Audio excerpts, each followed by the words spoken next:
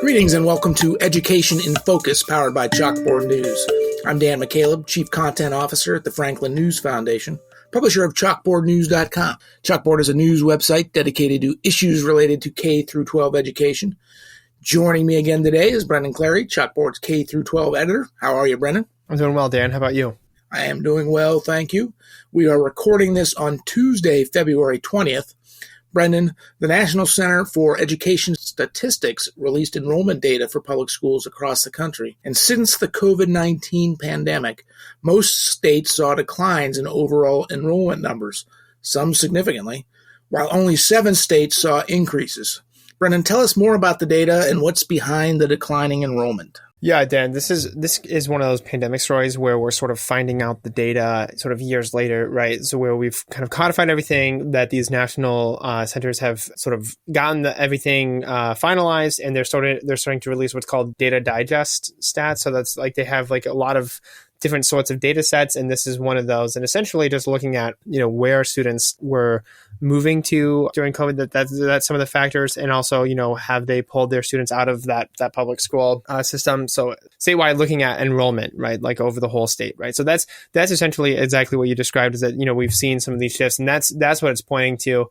And that's between, the school year 2021, 2022, and also before and after the pandemic. So what I was looking at specifically was that data between 2019 and 2022. And so some of that percentage change, right? And so we did see just a few states, as you mentioned, I think 4 that had sort of significant change in increase, right? That was Idaho, North Dakota, South Dakota, Washington, D.C., not a state, but, that it kind of gets in to the data that way. And I believe Delaware. So there's several states that, had that net increase in change between 2019 and the fall of 2022. Both are in the fall. So the fall of 2019 and the fall of 2022.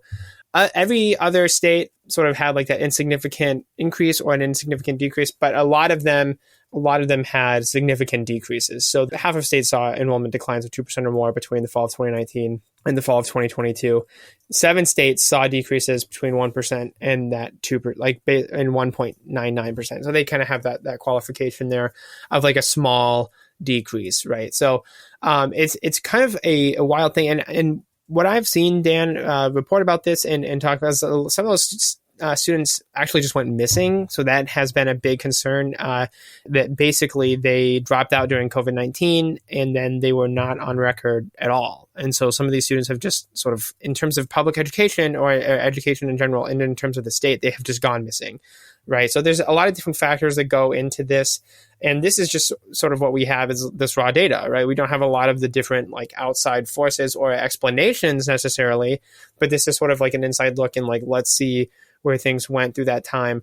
Some of that is also accounted for, like where were people moving during the pandemic, right? And where were schools open? And so I think that's all a big fact. I mean, like we have California, for example. I think it was one of the higher decline states. We know people are leaving California. They've led the country in out-migration over the last few years. So that makes sense. We also know, Brendan, that because of school closures in particular, public schools were closed a lot longer during the pandemic than private schools, and states across the country have advanced more school choice options. Not every single state, but many states have expanded school choice options where you can take your tax dollars and enroll in a private school. We also know, definitely because of the pandemic and school closures, a lot of parents chose to homeschool. I assume it's sort of an all of the above thing when it comes to reasons for the data. Yeah, I think you're absolutely right. And I think that, part of that too, that some people have said, if you don't have people coming into the country at the same rate because the border is locked down, you might have, immigrants, families with young children, you might have a slower rate of them coming over and joining a school, right? And that could be from anywhere. But if the borders are locked down, you're going to have, less of an influx like that. And there's other things too, like Hawaii, if there's a wildfire, people are going to flee, right? So like, is that a reason for some of the changes? Hawaii was the biggest loser, I don't want to say loser. Yeah, but they lost the most in terms, and that was like a negative 6% decrease in enrollment. So like that is like, the most notable, except for the Department of Defense education activity, which again, not a state, but is included in these, entities for educating students, just like the Bureau of Indian Education, I believe, is another one where it's like it's not a state, but it sort of has that outside I think, and like Washington, D.C., those were included in the data set.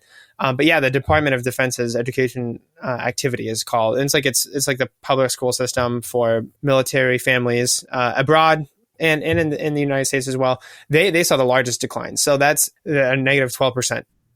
We also know that all the branches of the military have struggled to make their recruitment goals over the last several years. So that makes sense there too. Right. So there, there's this data, and then we're just sort of kind of like, this is notable in that, we finally have the 2022 numbers from the National Center for Education Statistics data digest. So it's notable to bring that up and to do that, but it sort of is like, here's the half the picture. Like, we don't really have the why, we just have the what. And so that is some of the difficulty with that. But, you can bring in these different pieces that we've written about, about the COVID-19 pandemics and the lockdowns that were related with that and their effect on student enrollment, that parents wanted options. And that's something I've talked about with people who are in the education choice space, that parents during the pandemic saw what was going on with their child's school. They started thinking about like, okay, is this what I want for my kids, what I want for my family? And then, how do I get different kinds of education options that better fit my schedule or, better fit my life? And so those are some of the questions that parents are asking now. And they're, as you've mentioned, going to different schools. So, and the data always lags behind the moment, right? So the last data that this report is reporting on is from the fall of 2022. Now, since President Biden's been in office, there's this issue with the border crisis. Millions of foreign nationals have successfully gotten into the country across the southern U.S. border. And we're writing a story at the Center Square, which is Chalkboard News' sister site, the Center Square, about Denver public schools. And they're seeing about 200 to 300 new students every single week, most of that coming from migrants who have been bused to the city of Denver. So again, the data always lags behind. It'll be interesting to see what's been going on at the border, 2-3 years from now, what that's going to mean for public schools, and if that is going to be enough to, change this downward trajectory.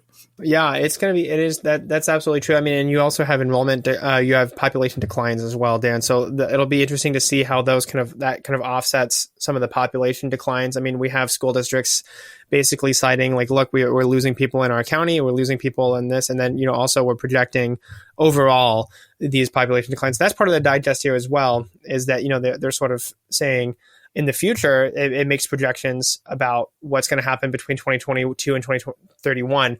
Essentially says that the western and northeastern regions will lose the most students, 9.7%, 9.1% declines, respectively.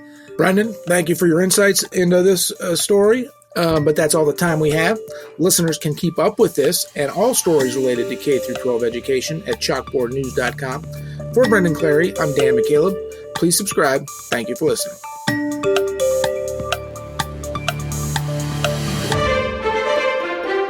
Knowledge is power, and you deserve to know what happens in your state government. That's why the Center Square's reporting zeroes in on state authorities publishing stories that show where your money goes and who spends it. The Center Square gives power to the taxpayer by tracking politicians' use of the people's money and demanding transparency from state-run agencies. This is how the Center Square equips you, the American taxpayer, to hold your state government accountable. Sign up now for your state's Center Square newsletter at thecentersquare.com.